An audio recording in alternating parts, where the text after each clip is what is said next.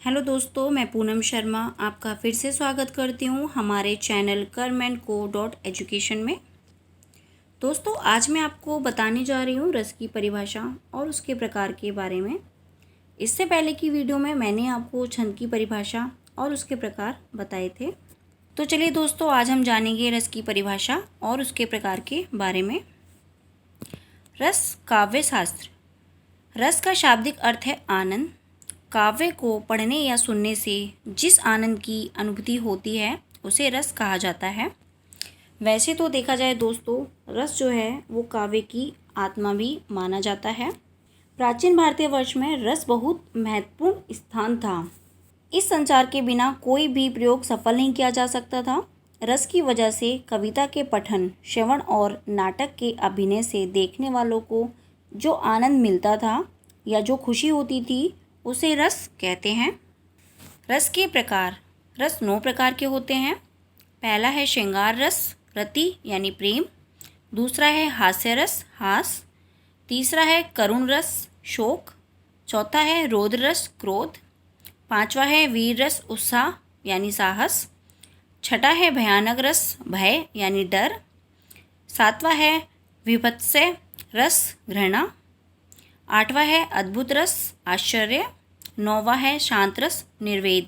वात्सल्य रस को 10वां एवं भक्ति को 11वां रस भी माना गया है। वत्सल तथा भक्ति इनके स्थायी भाव हैं। पहला है श्रृंगार रस।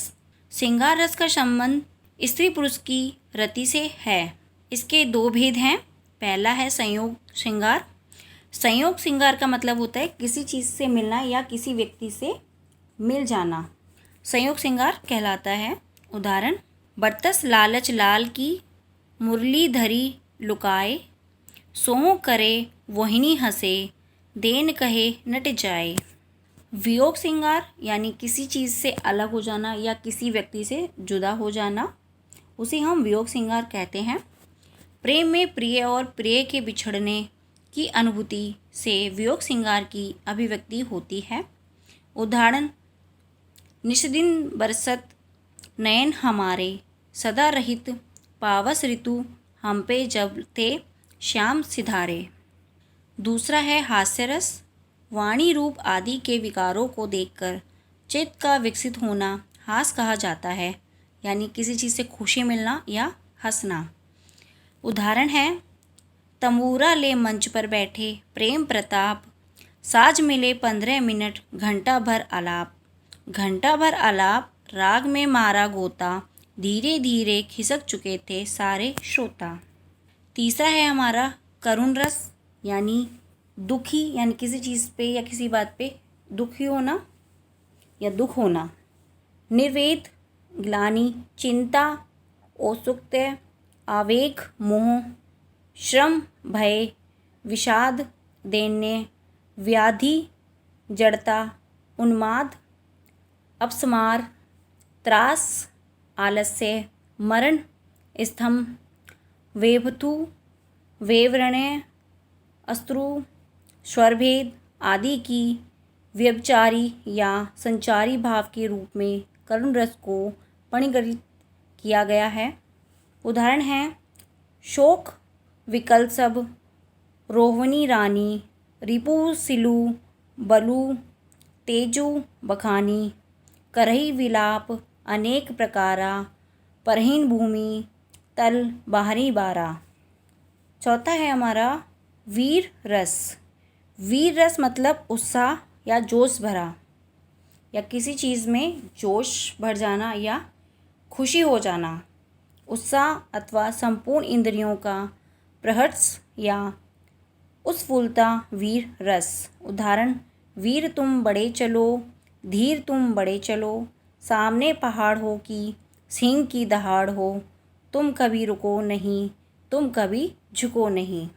पांचवा है हमारा रौद्र रस। रौद्र रस का स्थायी भाव क्रोध है तथा इसका वर्ण रक्त एवं देवता रुद्र है। क्रोध यानी गुस्सा, किसी बात पे गुस्सा हो जाना या किसी चीज़ से या किसी बात से गुस्सा जल्दी आ जाना, उसे हम रौद्र रस कहते हैं। उदाहरण: श्री कृष्ण के सुन वचन, अर्जुन शोभ से जलने लगे।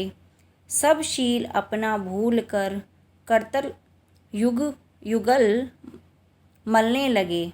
संसार देखने अब हमारे शत्रु रण में मृत पड़े।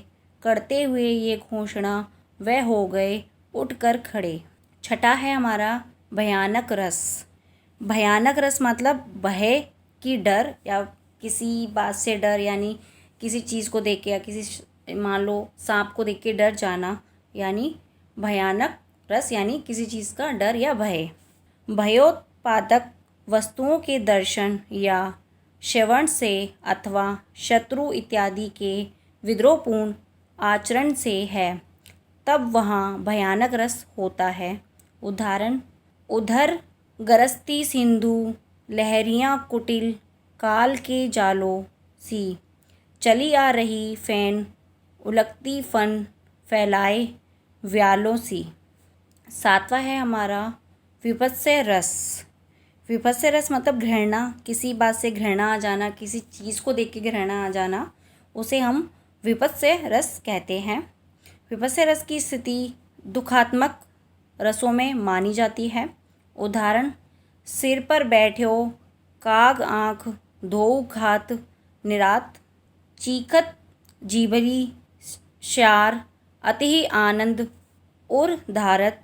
गिद्ध जाहि को गोदि गोदि के मांस उपारत। स्वान आंगुरी काटी काटी के खाद विदारत। आठवां है हमारा अद्भुत रस। अद्भुत रस मतलब किसी चीज़ को देख के मतलब चौंक जाना, अद्भुत यानी अलग सा कुछ लगना। अद्भुत का भाव विस्मय नामक स्थायी मनोदशा से उत्पन्न होता है। उदाहरण है, अखिल भुवन चर अचर अब हरि मुख में लखी मातु। चकित भई गदगद वचन विकसित दृढ़ पुलकातु। नौवां है शांत रस। शांत रस का नाटक में प्रयोग करने के संबंध में भी वैमत्य है। उदाहरण, मन रे तन कागज का पुतला लागे बूंद विनसी जाए छिनमें गर्भ करे क्या इतना। 10 है हमारा वात्सल्य रस। माता पिता का अपने पुत्रादि पर जो नैसर्गिक स्नेह होता है उसे वात्सल्य कहते हैं, यानी अपने माता पिता के लिए बच्चे का प्यार होना या गुरु का शिष्य के लिए प्यार होना, उसे वात्सल्य रस कहते हैं। किलकत कहना घुटरुवन आवत।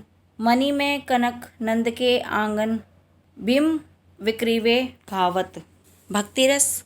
भक्ति रस माने ऐसा भक्त जो ईश्वर की भक्ति में डूब जाए या ईश्वर की भक्ति इसको कहते हैं। भक्ति रस की सिद्धि का वास्तविक स्रोत काव्य शास्त्र ना होकर भक्ति शास्त्र है, जिसमें मुख्यतः गीता, भागवता, शाण्डिल्य भक्ति सूत्र, नारद भक्ति सूत्र, भक्ति रसायन तथा हरिभक्ति रसायनमृत सिंधु प्रभृति ग्रंथों की गणना की जा सकती है। उदाहरण, राम जपू राम जपू बावरे। घोर भव नीर निधि नाम निच नावरे। तो दोस्तों ये वीडियो हमारी यहीं समाप्त होती है। मैं उम्मीद करती हूँ ये वीडियो आपको मेरी पसंद आई होगी। अगर आपका कोई प्रश्न है तो आप कमेंट बॉक्स में पूछ सकते हैं। वीडियो को लाइक, शेयर एंड सब्सक्राइब करना ना भूलें। धन्यवाद।